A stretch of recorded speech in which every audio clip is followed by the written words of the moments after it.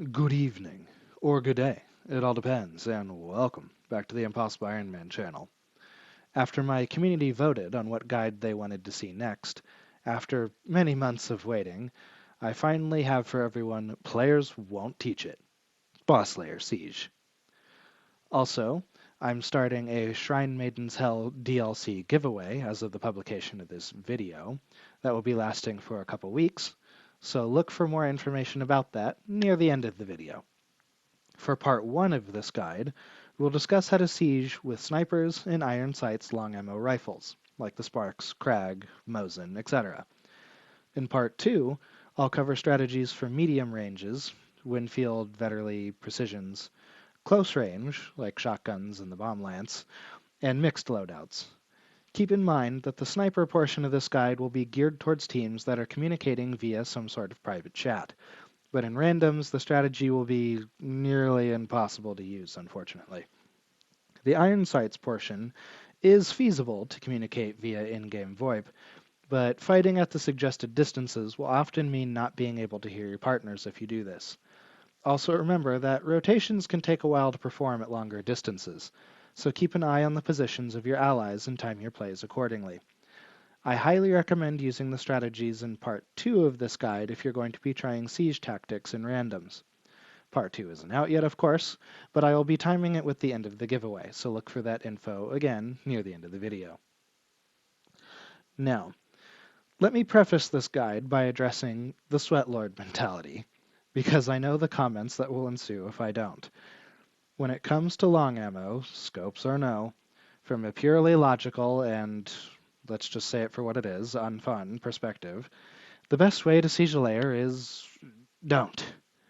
The most risk-free way to deal with a bounty team is to be opportunistic.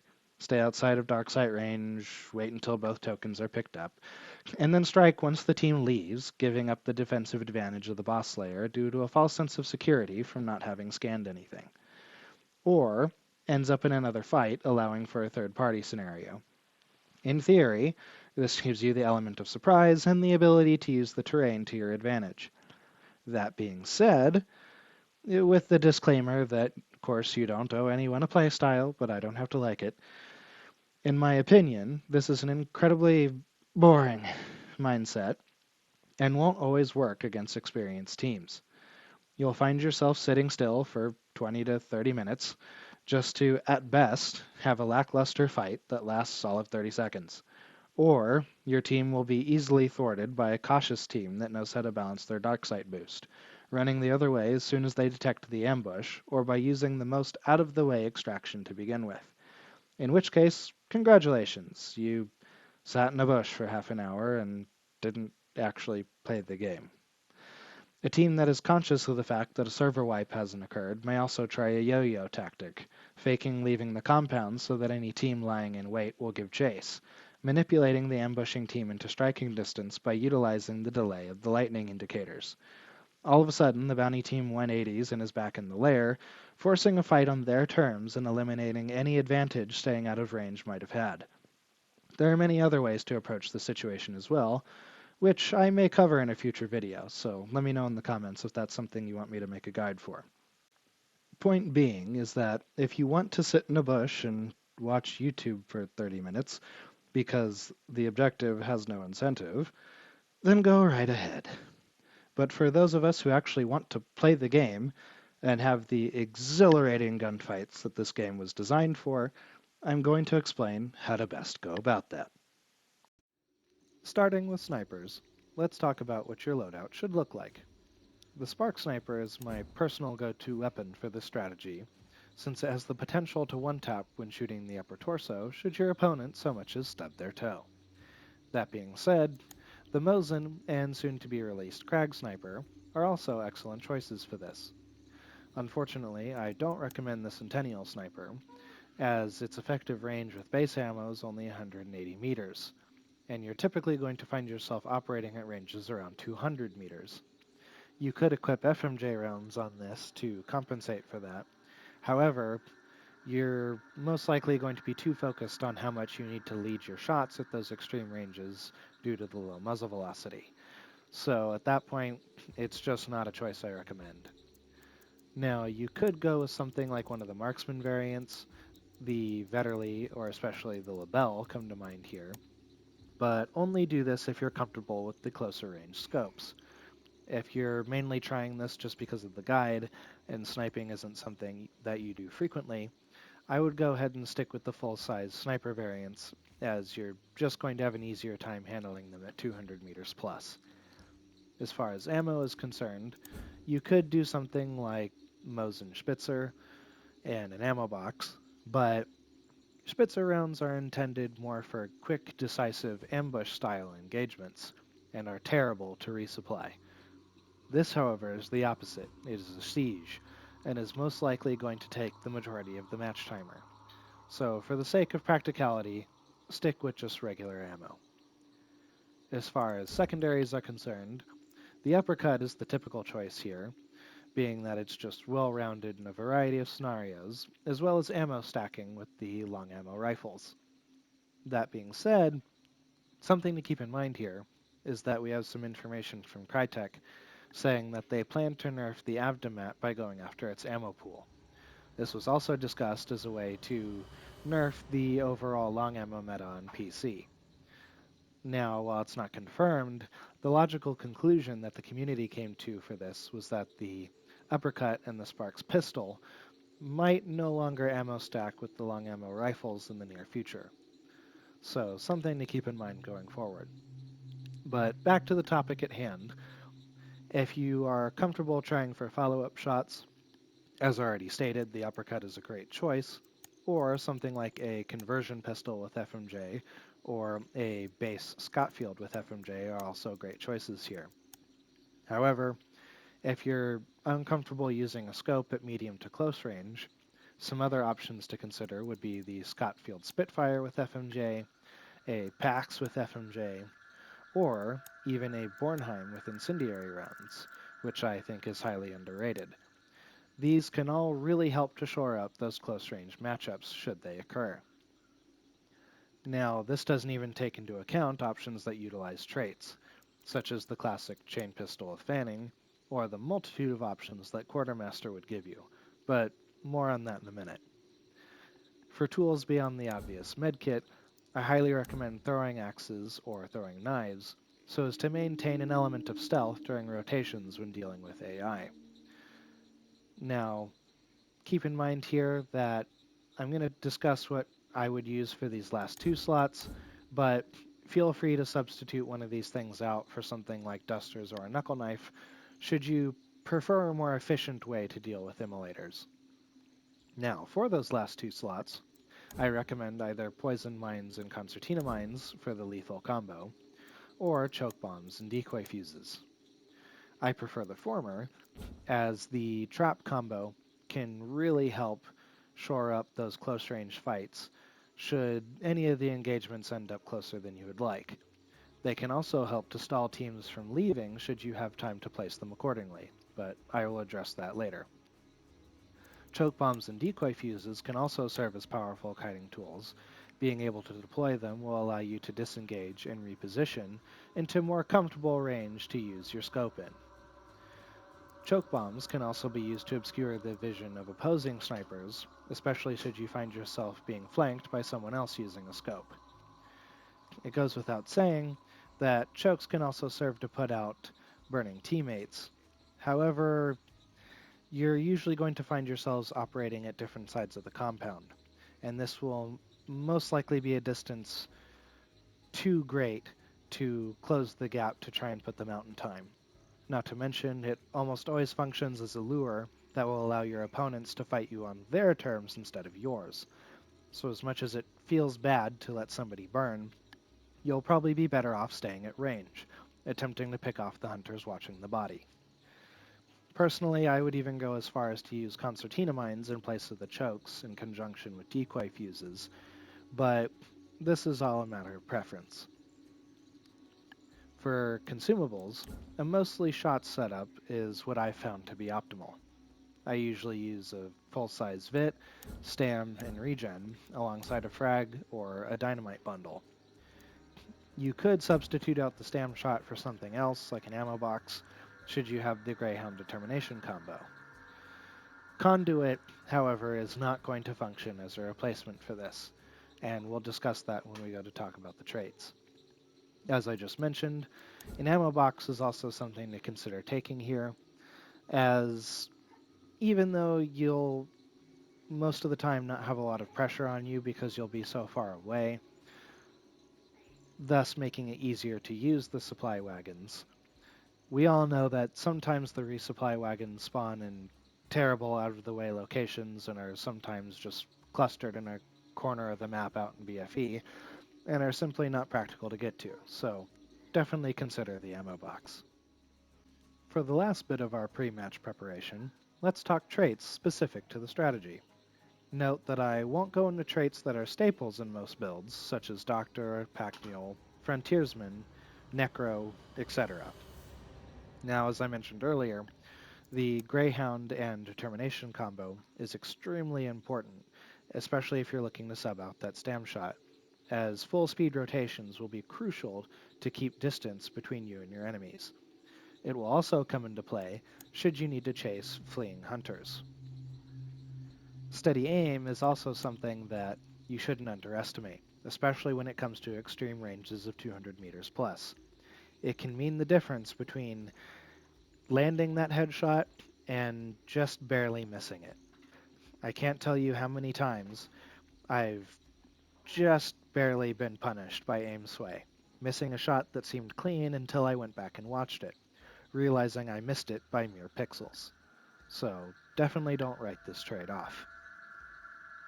If you're someone who is blessed by RNGesus, fanning is a great option alongside something like the before mentioned chain pistol or a Scotfield Swift, especially if you're looking to shore up those close range matchups. Quartermaster is also going to be a big deal here, giving you all sorts of different things you can do. So let's talk about a few of those options. The Mosin Obrez functions as essentially a cheaper uppercut, contributing to ammo stacking as well as having more consistent 2-taps than its pocket rifle counterpart. You could be that guy and use dualies. After all, what better way to piss off your opponent than landing that 60-meter first-round headshot against the guy who's been getting annoyed by the sniper all game?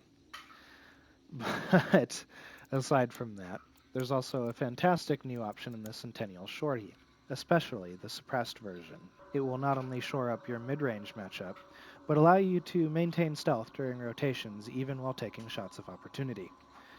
I don't recommend the shotguns here unless you're using slugs, because in theory, you'll never be close enough to utilize them anyway. But experiment with all the options at your disposal and see what works for you. Back to the traits, Beastface and Silent Killer will go a long way towards concealing your position during rotations. While throwing axes and throwing knives will help you stay quiet most of the time, sometimes you just run into a situation where you have to hit something in melee range, and Silent Killer is going to pull a lot of weight here. If you went the route of using traps, Poacher is more important than you might think. I almost said Poacher in the middle of that again. It will allow you to place bottlenecking traps undetected against people trying to leave a compound, but it can also mean the difference between an aggressive opponent either hitting it or dodging it completely, as sound is a huge part of Hunt, as a lot of us know.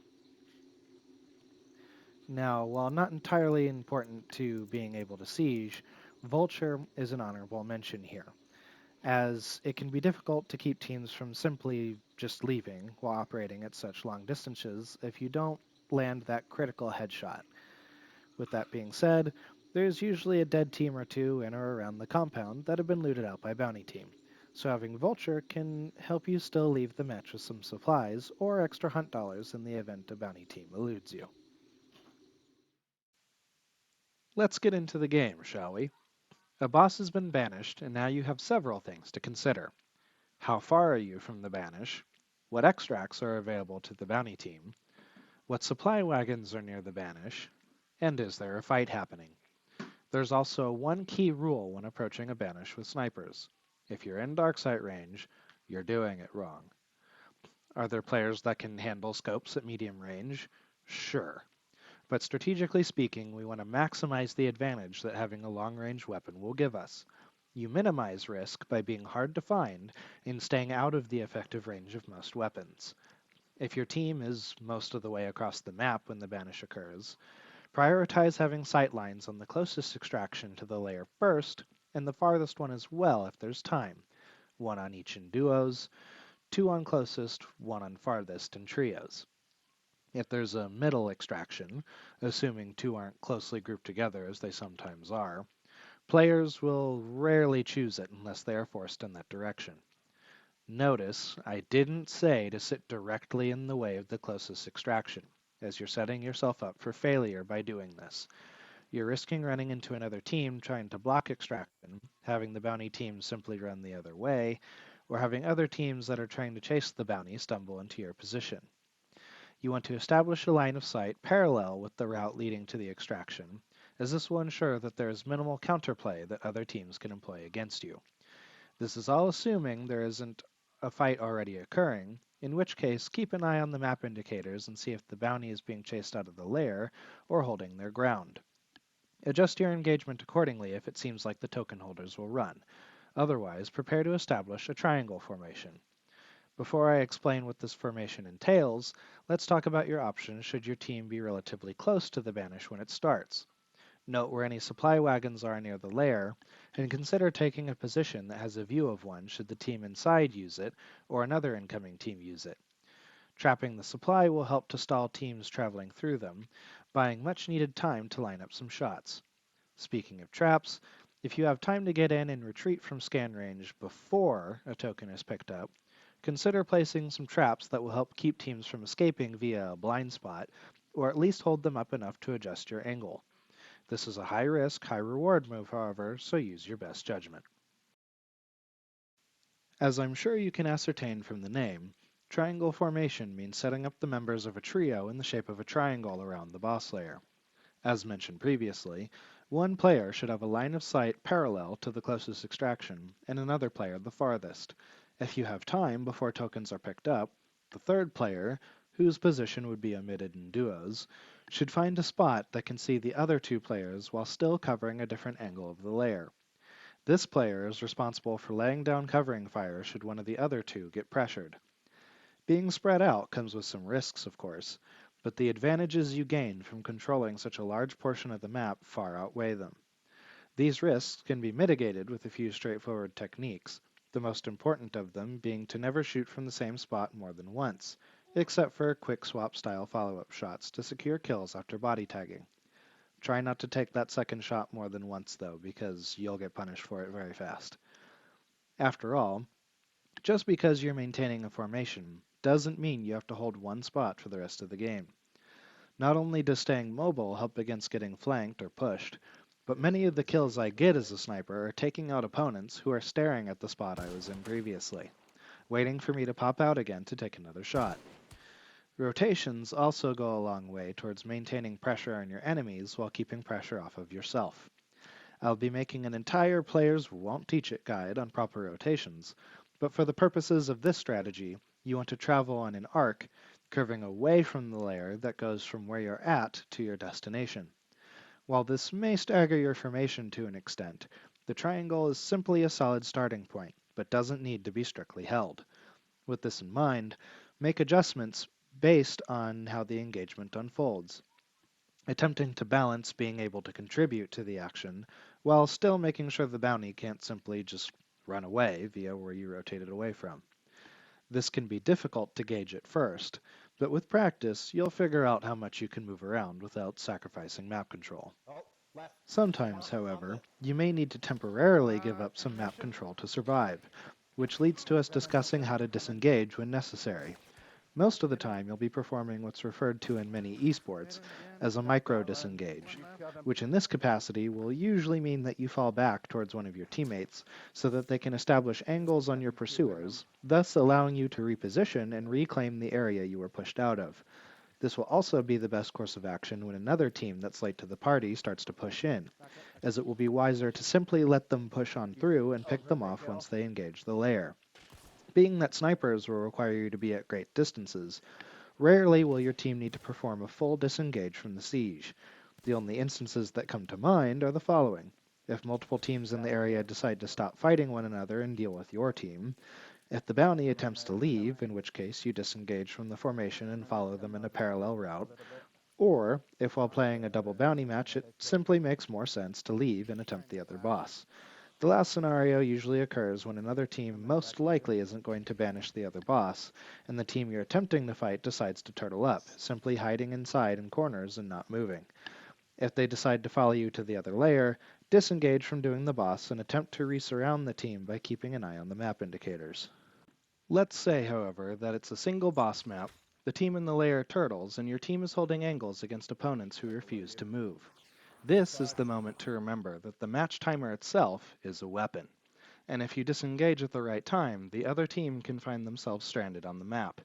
A battle of wills occurs here, and the bounty team will try to test your patience in an attempt to get you to fight on their terms. What your team will need to keep in mind here is that the onus is on the bounty team to extract. If they want any chance at keeping their tokens as well as their hunters, they will have to leave and risk running through the sightlines of the snipers. They stand to lose much, while your team maybe uses a few consumables, which can be easily replaced. Killing hunters with the match timer can be a little dull, and it's understandable to want to see some action. But for the purposes of this guide, we're discussing the optimal ways to reduce risk. Also, if you're playing snipers, you've most likely made a commitment to being patient anyway. That being said, most teams I've encountered will usually make some last-ditch effort to engage or escape, so having to strand teams isn't common. On the flip side, say your team clicks a couple heads and has managed to cover any attempts at a revive while doing so. How do you secure victory? Deal the finishing strike. In trios, once you have established that the bounty team is down to one remaining member, and there aren't any other teams around to impede your progress, this is the time to push in. You can't do this recklessly, however, so it becomes about controlling the revives while advancing. If you start sprinting at the compound, the remaining enemy may use this audio cue as an opportunity to get in a necro. Against something like shotguns, one revive before closing in could eliminate any progress you've made so far. If you must breach the lair to get to the last target, as stated in my aggro versus defense guide, be sure that your team enters simultaneously, while watching for traps of course, instead of staggering in one at a time. In duos, however, there are simply too many variables to risk a push, even in a potential 2v1 scenario. You're better off covering a revive and waiting to pursue in the event the partner attempts to ditch their dead teammate. Just make sure you take the available token on your way through, of course. Better with iron sights? Teams with all or mostly long ammo rifles without scopes is certainly a more common practice among the majority of players. While this may be the case, after many matches of testing the optimal playstyle for non-scoped long ammo, the strategy isn't actually all that different from using snipers once you break it down.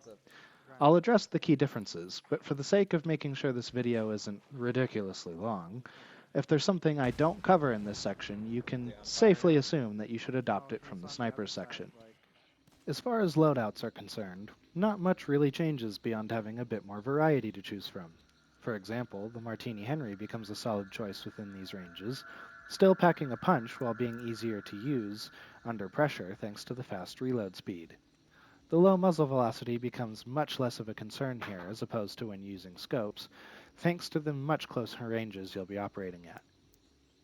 Quartermaster also provides a lot more options in this setup, one of my personal favorites being a Krag paired up with dual Sparks pistols for the increased ammo stacking. When paired alongside the trait Iron Sharpshooter, the increased fire rate on the Krag can provide for a fierce weapon with lots of reserve ammo, virtually eliminating the need to swap to anything else regardless of the range.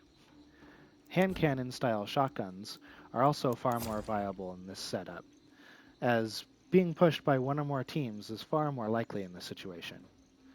Flechette rounds can also be an effective deterrent against aggressive teams, as the bleed can make enemies pause long enough for you to gain some distance and switch back to your primary. Recommended tools and consumables don't change much here, However, something else to consider is having one team member bring along the highly underrated, in my opinion, Stalker Beetle, newly buffed as of last patch to deal 25 damage instead of 5. We'll go into a few more details about why this is here in a little bit. For traits, other than something like Iron Sharpshooter, which I mentioned earlier for applicable weapons, something like Serpent can take your enemies by surprise. If you can catch the token holder on a peek and drop them, have someone cover the revive while someone else uses Serpent to take control of the token. There are some risks with having a team member be visible on the map, but the benefits of having scan and possibly taking precious seconds away from your opponent make it worth it. Easily the biggest difference between the two styles will be how you begin the siege. Your team should establish the triangle formation outside darksight range while the banish is happening, scouting for other teams as you do so. Adjust your positioning as needed based on what other teams are present, avoiding engagements where possible. You want to utilize other non-bounty teams as a tool to begin with, a deterrent from fleeing in that direction. As soon as both tokens have been picked up, now is the time to move in and strike. This gives you much better chances at taking the bounty team off guard, minimizing the risk that someone will be holding an angle on your approach.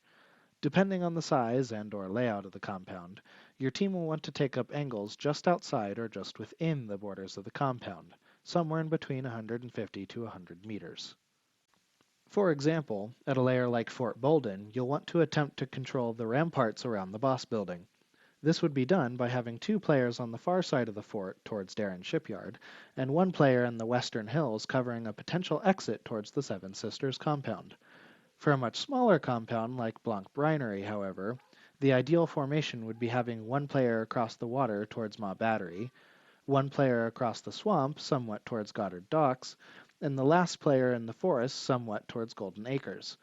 While you could position someone in the mounds towards Lawson Station, if another team heading in from Lawson stumbles onto that person, they are almost certainly dead, as most of the potential rotations away from that position are through open ground. Essentially, the idea is to be just far away enough from the lair that if the bounty team decides to push out towards someone on your team, that player has enough time to perform a micro disengage and rotate away to safety while the other 2 lay down covering fire. Since you'll be operating within darksight range anyway, a strategy worth mentioning if your team is fairly coordinated would be using the Stalker Beetle for some kills your opponents will undoubtedly not expect. Having someone use the Beetle from a secure position, if the bounty team decides to stay inside the lair, the Beetle can then infiltrate the building and find a spot that makes it hard for it to be eliminated, like the rafters for example, pinging players that are sitting in corners or holding angles. I've taken out many players like this with wallbangs, as they either underestimate the Beetle or have a hard time seeing it indoors. While it may not work more than once if the team takes evasive action or goes out of their way to deal with the Beetle, having an enemy lose their first bar against the strategy is a huge momentum swing in your favor, as almost all long ammo will begin to one-tap when hitting the upper torso after the first down. The last couple of differences to mention between the 2 tactics come down to being able to be more aggressive with iron sights. If a teammate gets downed and burned, it becomes far more practical to try to save them with a choke bomb. Use your best judgment here and try not to be greedy about reviving.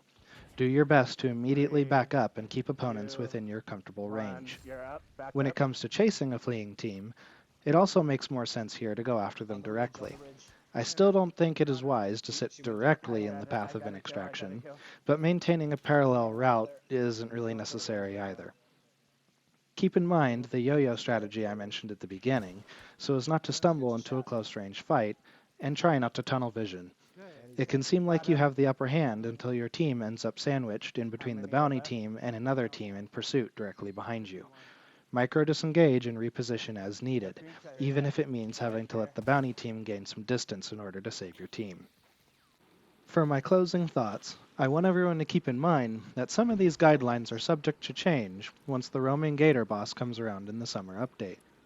I will be making a guide specifically about the best way to combat it, and will address any impact this may have on going about dealing with the normal bosses, including about how to go about a siege with it present. Also, I know what some players are going to think after watching this. Why you gotta show people how to be sweaty? My lobbies are going to be awful now. To which I say to use the knowledge from this guide to figure out how to best play against it. It will help you identify if this is what is being done to your team, which will then allow you to come up with a counterplay. Bait some shots by running by windows, use the audio cues to find a blind spot. Use cover to rotate out, or pressure one of the points of the triangle, giving you some breathing room when they go to rotate out. Does your compound have an underground with various exits? Find one with decent cover and get to the nearest tree line or set of buildings to disengage, using lightning delay to your advantage. Maybe even try to yo-yo using the blind spot, bait the team into getting closer. Point being, there are many options to deal with the strategy. Now, for what I'm sure a lot of you have been waiting for, the Shrine Maiden's Hell DLC giveaway. This giveaway will be available to both PC and console players, and will be active for 2 weeks starting the day this guide goes live. So if you don't yet have the wonderfully designed Miko, props to the design team at Hunt on this one, it's a gorgeous legendary, use the link in the description to enter for a chance to win. Make sure you're subscribed here on my channel when you do. I'll be releasing part 2 of this guide when the giveaway ends. Don't worry, I have some other content ready to go to keep everyone busy in between. And I will announce the winners in that video, so keep an eye on my socials for when that goes live. Lastly, I want everyone to know that I take my community's feedback seriously, and it has impacted how I go about my content in more ways than you may realize. So if anyone has anything to add to the information in this guide, or something of the sort, let me know in the comments and I will try to address it in part 2. I hope everyone enjoyed part 1 of Players Won't Teach It, Boss Lair Siege. But until next time, good hunting in the bayou, everybody, and I will see you all on the next one. And he's dead.